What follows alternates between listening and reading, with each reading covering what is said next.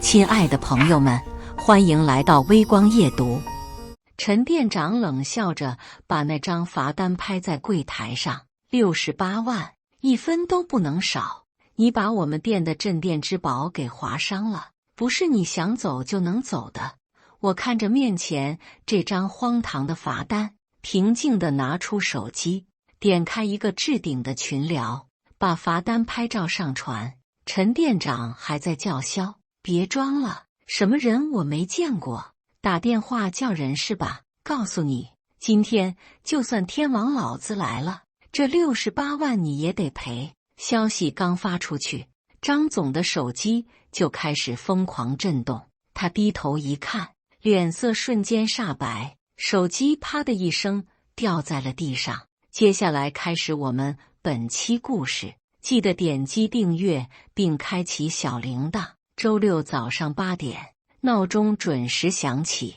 我从出租屋的单人床上爬起来，简单洗漱后煮了一碗泡面。这是我在省城工作的第5个年头，月薪8000，扣掉房租水电，每月能存下3000块。对于我这种小城出来的女孩来说，已经算不错了。手机响了，是闺蜜问心发来的语音：佳宇，下周就是我订婚宴了，你可别忘了啊！我回了个好的表情包，看着银行卡里的余额，琢磨着该送什么礼物。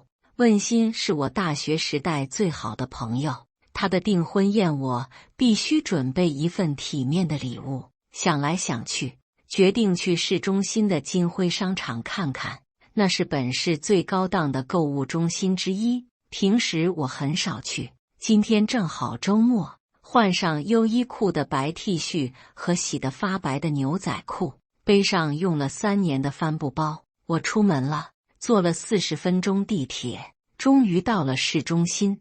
金辉商场就矗立在最繁华的街道上，玻璃幕墙在阳光下闪闪发光。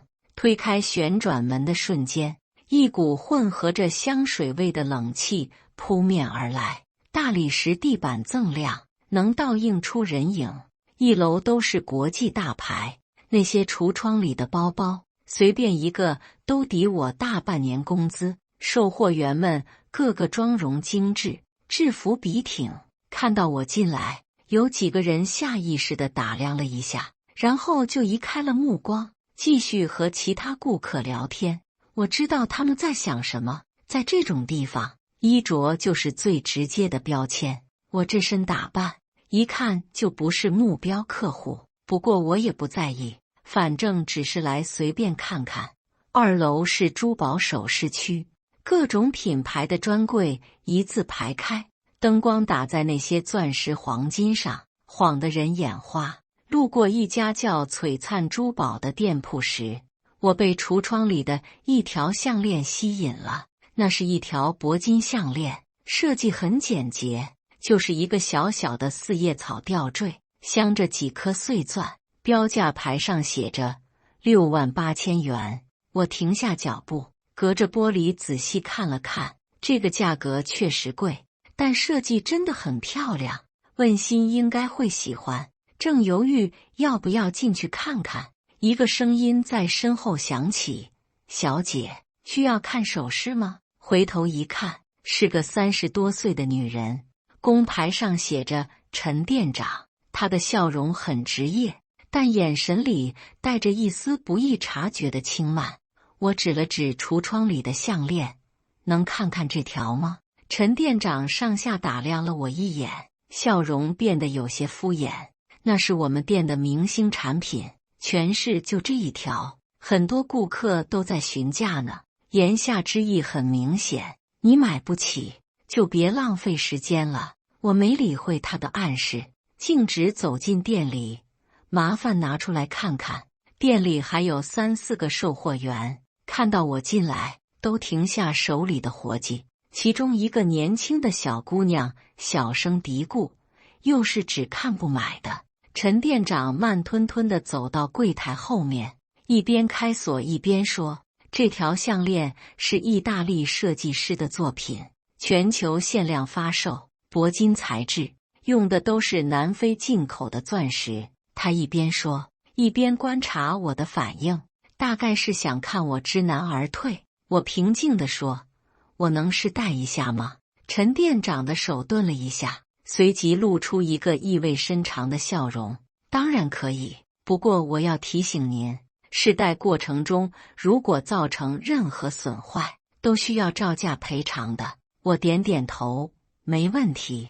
陈店长这才不情不愿地把项链取出来，他故意提高声音：“小黎、小王，都过来一下，有顾客要试戴区商品。”几个售货员立刻围了过来，还有路过的其他顾客也停下脚步看热闹。陈店长戴上白手套，小心翼翼地捧着项链：“您请坐。”我在镜子前的椅子上坐下，陈店长站在我身后，一边给我戴项链，一边继续说：“这种高档首饰平时都是配晚礼服出席重要场合的，您这个打扮……”他没说完，但意思很明显。旁边一个售货员接话：“是啊，上次有位太太买了这个系列的耳环，是要去参加慈善晚宴的。”另一个说：“前天还有个老板想买这条项链送给太太做生日礼物，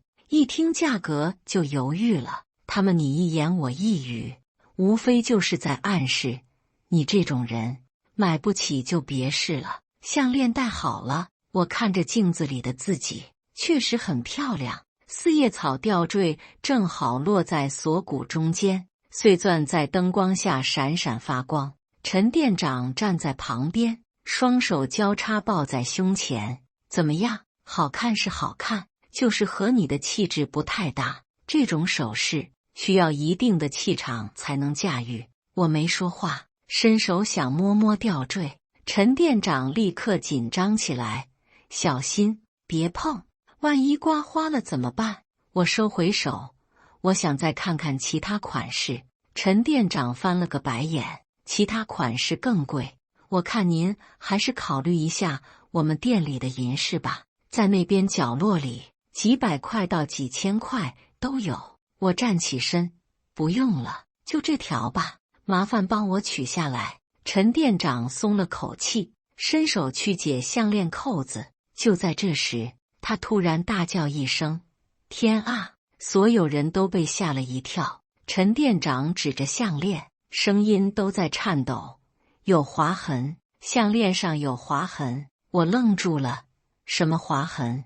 陈店长把项链举到灯光下，指着吊坠背面：“你看，这里明显有一道划痕。”我凑近看了看，那里确实有一道细微的痕迹，但我敢肯定不是我弄的。这个痕迹，陈店长打断我：“别狡辩了，刚才拿出来的时候还是完好的，就你是戴了这么一会儿，就有了划痕。”他转头对其他售货员说：“你们都看到了吧？刚才是完好的，对不对？”几个售货员连忙点头：“对对对。”刚才确实是好的，陈店长检查的可仔细了，有问题早就发现了，就是他戴的时候弄坏的。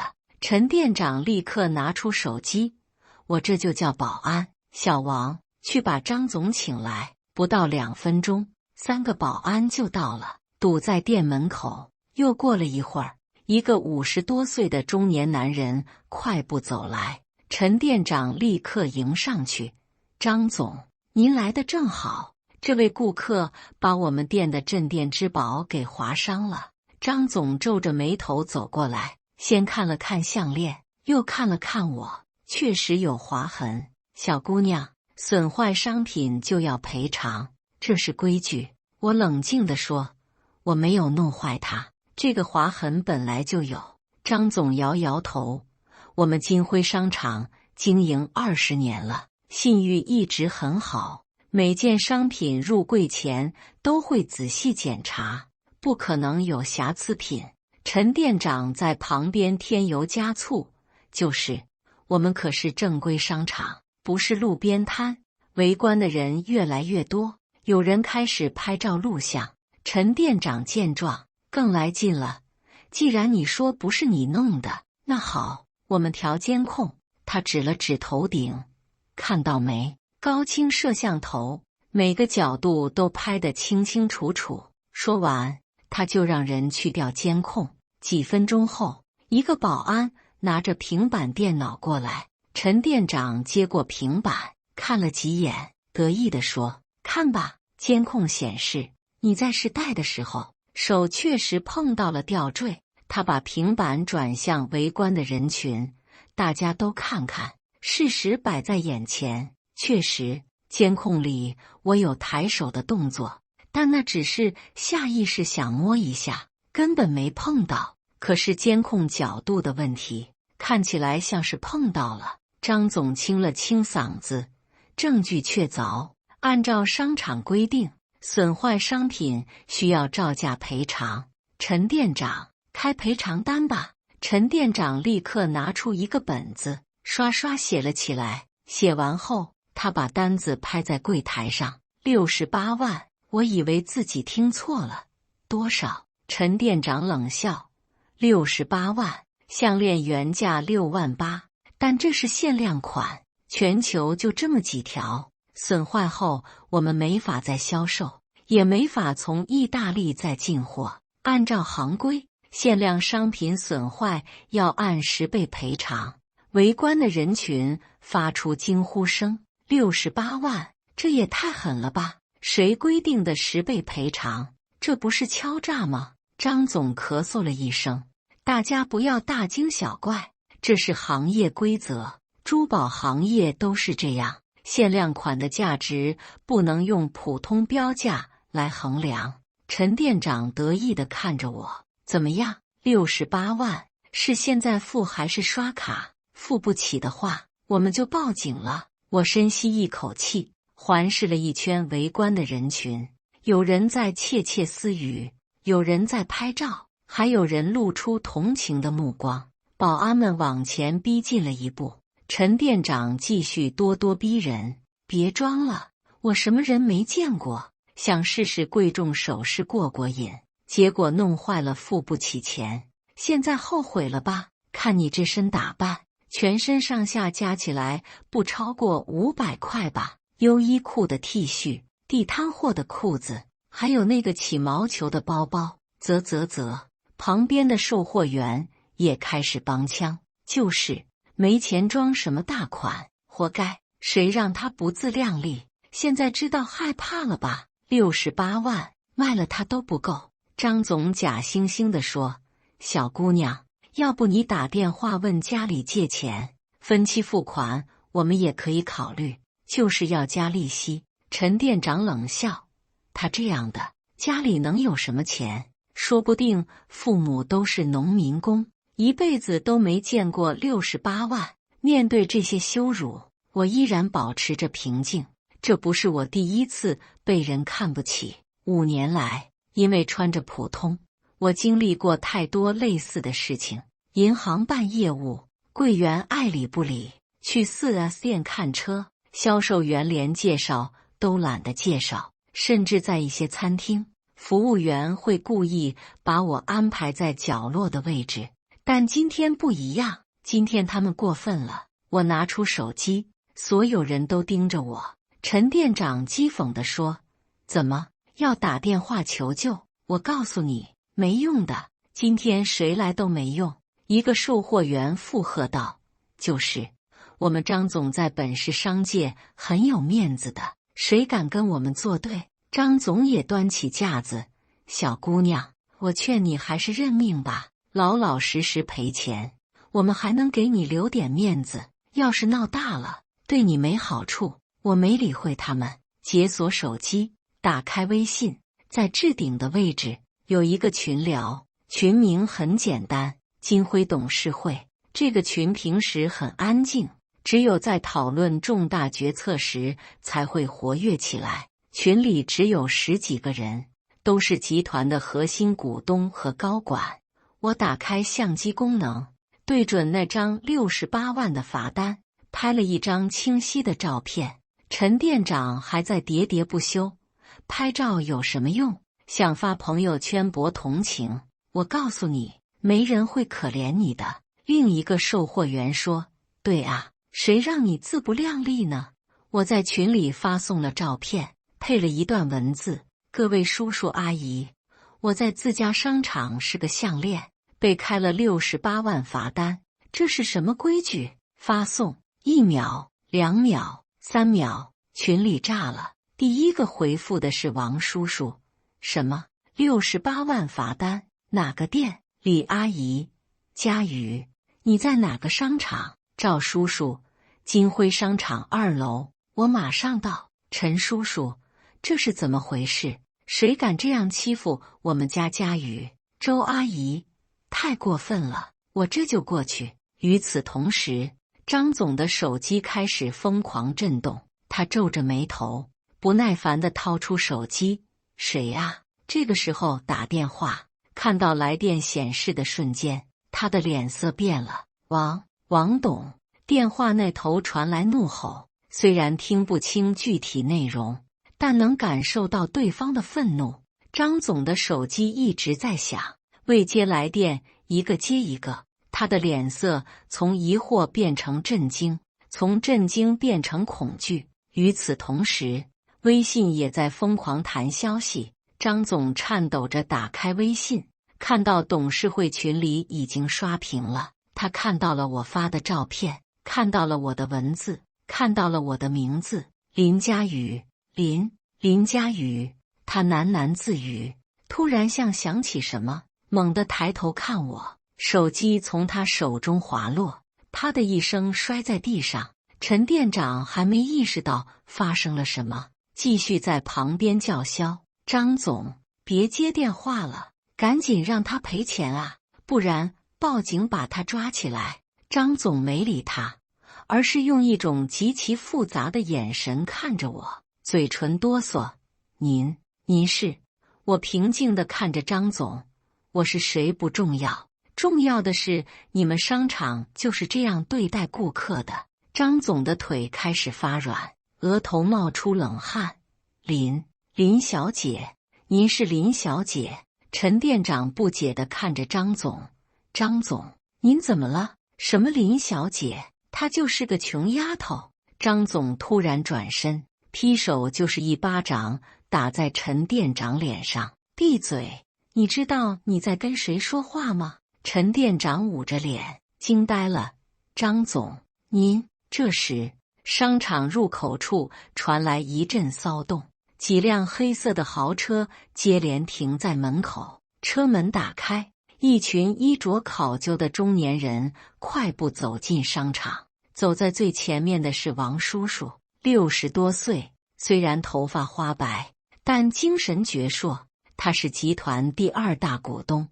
紧随其后的是李阿姨、赵叔叔、陈叔叔等董事会成员，每一个都是本市商界的风云人物。围观的群众认出了他们，那不是经常上财经新闻的王总吗？还有李总，上次市里的企业家大会，他坐在主席台上。天啊，这些都是金辉集团的大人物，他们怎么都来了？王叔叔径直走到我面前，关切地问：“佳宇，你没事吧？”我摇摇头，王叔叔，我没事。李阿姨也走过来，看到我身上还带着那条项链，立刻说：“快把这破东西取下来。”她转向陈店长，声音冰冷：“你就是开罚单的人。”陈店长这时候才意识到事情的严重性，双腿一软，扑通跪在地上：“我不知道，我真的不知道他是。”赵叔叔怒道：“不知道他是谁，就可以敲诈勒索了？68万，你们可真敢开口！”围观的人群越来越多，大家都在议论，原来这个女孩大有来头，看这架势，应该是金辉集团的人，难怪这么淡定，原来是有底气啊！就在这时，人群外围再次骚动起来，一位满头银发的老人在2个人的搀扶下缓缓走了进来。看到这位老人，不光是张总和陈店长，连刚到的董事们都立刻恭敬地让到两边。老董事长，林董您怎么亲自来了？来人正是金辉集团的创始人林振国。虽然已经76岁高龄，但老人家精神矍铄，目光如炬。他是本市的传奇人物，白手起家，一手创建了金辉商业帝国。爷爷走到我面前，慈祥地摸了摸我的头：“丫头，受委屈了。”这一个亲昵的动作让所有人都愣住了。我鼻子一酸：“爷爷，我没事。”爷爷这一声称呼如同惊雷般在人群中炸开。他叫林老爷子爷爷。天啊，她是林家的千金，林老的孙女，那可是真正的豪门千金啊！我的天，刚才陈店长还说她是穷丫头。陈店长彻底瘫软在地上，面如死灰。张总更是双腿一软，也跪了下来。林董，我真的不知道，如果知道她是您的孙女，借我100个胆子也不敢。爷爷冷冷地看着他们，不知道她是我孙女，就可以这样欺负人了？如果今天来的是个真正的普通女孩，是不是就要被你们逼得倾家荡产？爷爷拿起柜台上那张68万的罚单，仔细看了看，脸上露出一丝冷笑。68万，好大的手笔啊！老王，你来说说，咱们集团什么时候有这种10倍赔偿的规矩了？王叔叔立刻回答：林董，集团从来没有这种规定，任何商品损坏最多照价赔偿，这个所谓的10倍赔偿完全是他们自己编造的。李阿姨拿起那条项链，仔细检查后说：这道划痕明显是旧痕，看氧化程度，至少存在几个月了，这是典型的欺诈行为。围观的人群开始骚动，原来是故意陷害，太黑了，要不是人家有背景，不就被坑了？我上个月在这买东西，也被说弄坏了什么，赔了3000块。我也是，现在想想，肯定是被骗了。越来越多的人开始诉说自己的遭遇，原来这家店坑人已经不是第1次了。爷爷转向王叔叔：老王，立刻成立调查组，彻查这家店的所有交易记录，如果确实存在欺诈行为，不仅要全额退款，还要承担法律责任。是。王叔叔立刻打电话安排。陈店长慌了，连连磕头：林董饶命，我上有老下有小，不能没有工作啊！爷爷冷冷地说：你欺负别人的时候，有想过别人也有老有小吗？张总也在求饶：林董，我真的不知情，都是陈店长一手操办的，我刚才也是被蒙蔽了。赵叔叔冷笑：被蒙蔽？刚才你不是很威风吗？还说什么行业规则，说什么金辉商场20年的信誉。这时已经有记者闻讯赶来，对着现场拍摄。爷爷没有阻止，反而对着镜头说：各位，今天发生的事，我深感愧疚。金辉商场出现这种害群之马，是我们管理不善。我在此承诺，从今天起，所有在这家店被欺诈过的顾客都可以到客服中心登记，查实后将双倍赔偿。人群中响起掌声。林老大气，不愧是林老，有担当。随后，爷爷看着我：丫头，跟爷爷去办公室。临走前，他对王叔叔说：这2个人立刻停职调查，查清楚后，该开除开除，该报警报警，明白？我跟着爷爷离开，身后传来陈店长的哭喊声：林小姐，求求您，给我一次机会吧，我知道错了。我没有回头。爷爷的办公室在商场顶楼，装修简朴，和他低调的性格很相符。坐下后，爷爷长叹一口气：佳宇啊，这些年苦了你了。我摇摇头：爷爷，我不苦。爸爸说的对，只有体验过普通人的生活，才能真正理解生活。爷爷欣慰地点点头：你爸爸要是还在，看到你这样，一定很欣慰。提到爸爸，我眼眶有些湿润。5年前，爸爸因为一场车祸去世，临终前，他拉着我的手说：“佳宇，不要依靠家里的财富，要靠自己的能力生活。只有这样，你才能成为真正的强者。”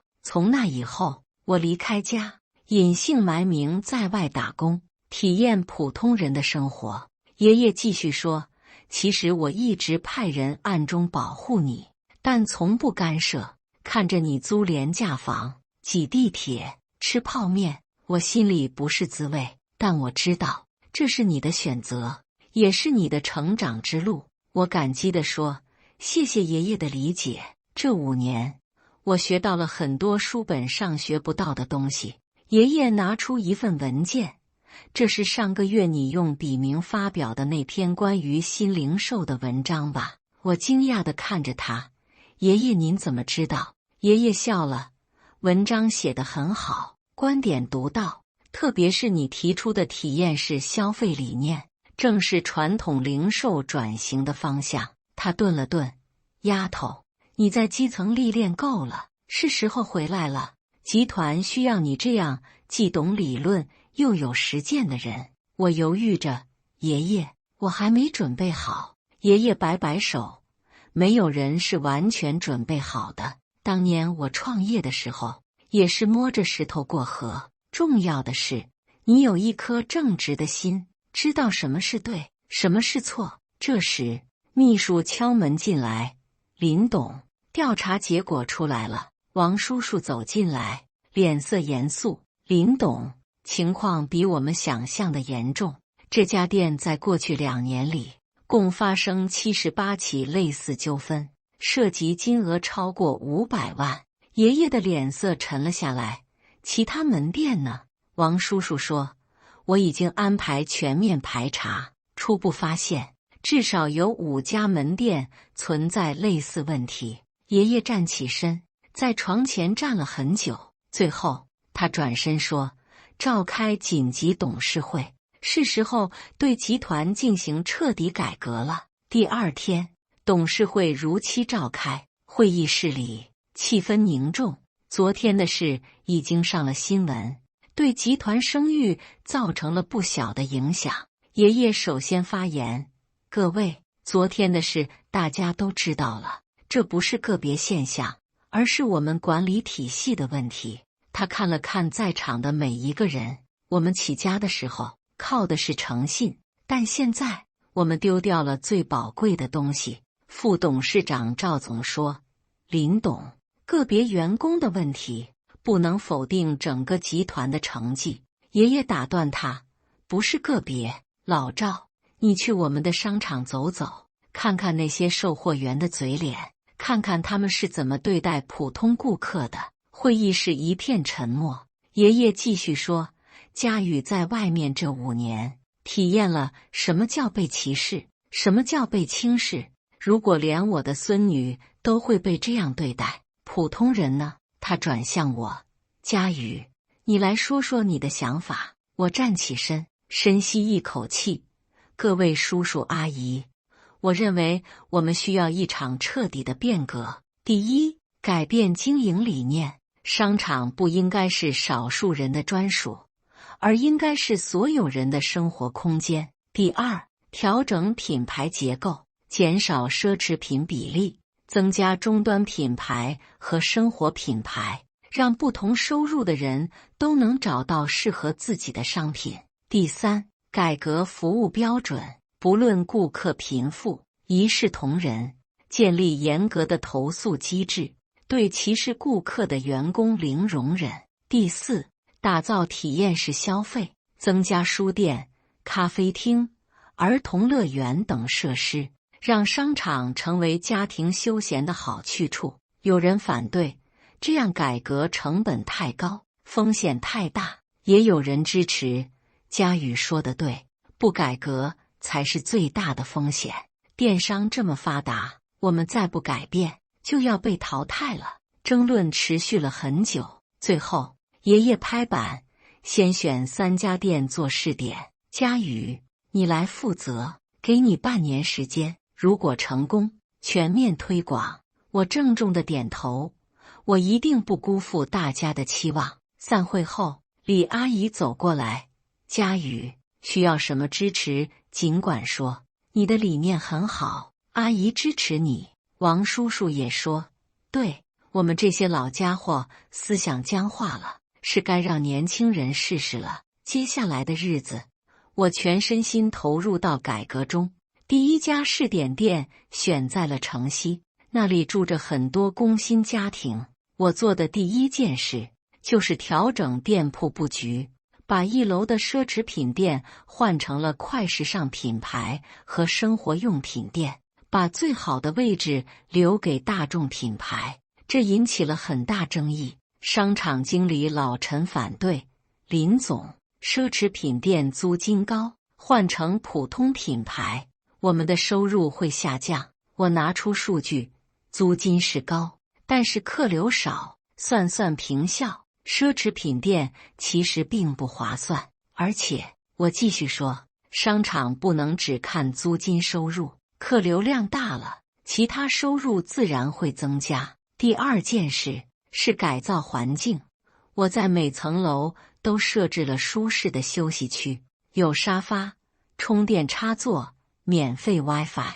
还专门开辟了母婴室和儿童游乐区。在顶楼，我大胆引进了一家24小时书店。很多人不理解书店能赚什么钱，我说，书店不是为了赚钱，是为了营造文化氛围，它会成为年轻人的聚集地，带动整个商场的人气。第三件事，也是最难的，是改变服务文化。我召集所有员工开会，从今天起，不管顾客买不买，都要微笑服务，谁敢看人下菜碟，立刻开除。有老员工不服，凭什么？我们在这干了这么多年，我直接说，不愿意改变的可以离开。金辉商场要脱胎换骨，容不下势利眼。在我的强势推动下，改革逐步展开，阻力很大。有人背后说我不懂经营，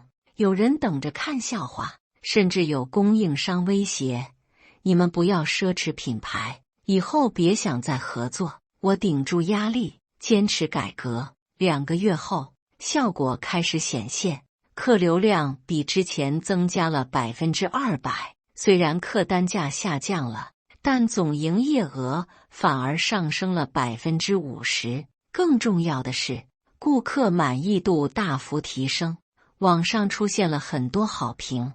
金辉商场变了，变得亲民了，服务态度超好，店员都很热情，环境舒适，带孩子来很方便。那个24小时书店太棒了，成了我的秘密基地。3个月后，这家试点店成了网红打卡地，成功的消息传开，其他门店纷纷要求加入改革。半年后，集团所有门店都完成了转型。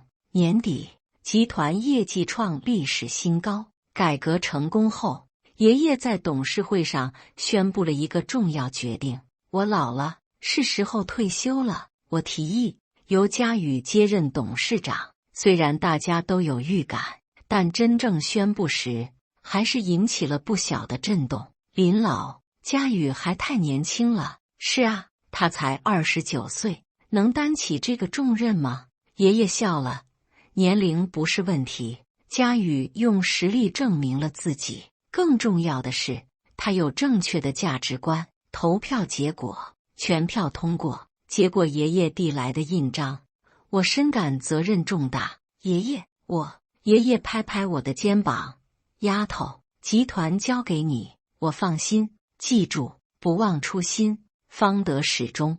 成为董事长后，我推出了一系列新政策，员工持股计划，让每个员工分享企业成长的红利；设立创新基金，鼓励员工提出改进建议；建立透明机制，定期公开经营状况。最重要的是，确立了新的企业文化，以人为本，诚信经营。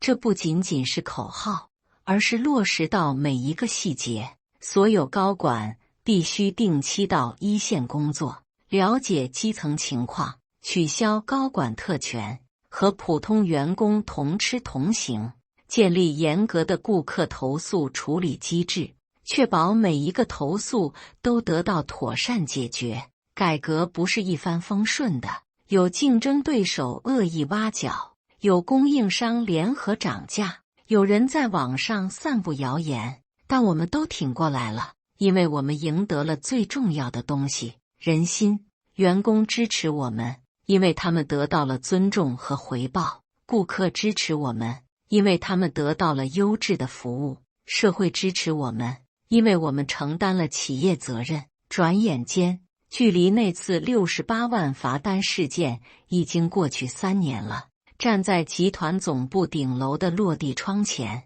我望着脚下繁华的城市，思绪万千。当初那个穿着优衣库 T 恤被售货员嘲讽的女孩，如今已经成为掌管千亿商业帝国的掌舵人。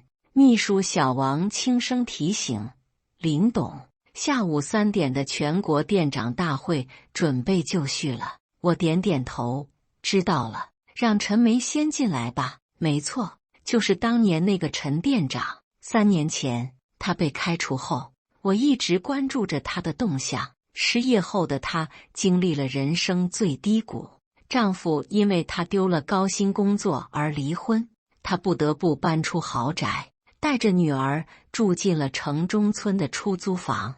为了生计，她去便利店做收银员，去餐厅端盘子，甚至摆过地摊。直到半年前，我让人事部门匿名给她发了一份面试邀请，门被推开，陈梅走了进来。3年的磨砺让她完全变了一个人，曾经的傲慢不见了，取而代之的是谦卑和沉稳。林董，她恭敬地鞠了一躬，我示意她坐下。这半年在城南店的工作怎么样？陈梅有些激动，谢谢您给我重新开始的机会。这半年，我真正理解了什么叫顾客至上。每当看到那些普通顾客开心地离开，我就想起3年前的自己，觉得特别羞愧。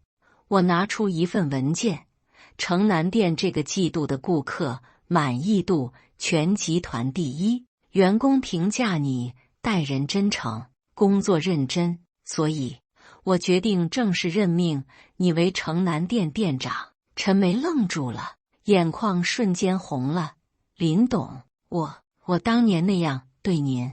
我微笑着说，每个人都值得第2次机会，但记住，这个机会不是我给的，是你自己争取的。你用半年时间证明了自己的改变。陈梅泪流满面，谢谢您，我发誓绝对不会让你失望。送走陈梅后，我翻开桌上的文件，那是集团最新的财报，年营业额突破2000亿，同比增长 35%， 净利润280亿。更让我欣慰的是另一组数据，员工平均工资增长 40%， 顾客满意度 98%， 社会责任投入50亿。下午的全国店长大会上，我站在台上，看着下面500多位店长，他们中有刚毕业的大学生，有工作多年的老员工，也有像陈梅这样知错能改的人。我开场就提起了这件事，台下一片哗然。3年前的今天，我在自家商场被开了68万的罚单。那件事让我明白，当一个企业失去了初心，忘记了为谁服务，它就失去了存在的意义。台下响起热烈的掌声。会后，我走到窗前，夕阳西下，整个城市笼罩在金色的余晖中。爷爷推门进来，在想什么？我轻声说，在想爸爸，如果他还在，看到今天的金辉，会开心吧？爷爷走到我身边，他一定会的。你不仅继承了他的事业，更继承了他的精神。记得他常说的那句话吗？我们异口同声，财富不是目的，让更多人过上好生活才是。爷爷拍拍我的肩膀，丫头，爷爷老了，但看到你这样，我可以放心的休息了。我握住爷爷的手，爷爷，您才76岁，还年轻着呢。老人家哈哈大笑，对，还年轻，我还要看着你把金辉带向世界呢。我相信我的使命还没有结束，我不会辜负爷爷的期待。感谢大家的观看，本期故事精彩吗？欢迎大家在下方评论区吐槽。如果你喜欢这类故事，记得点击订阅微光夜读，并分享给更多的人，这会对我帮助很大。再次感谢大家的观看。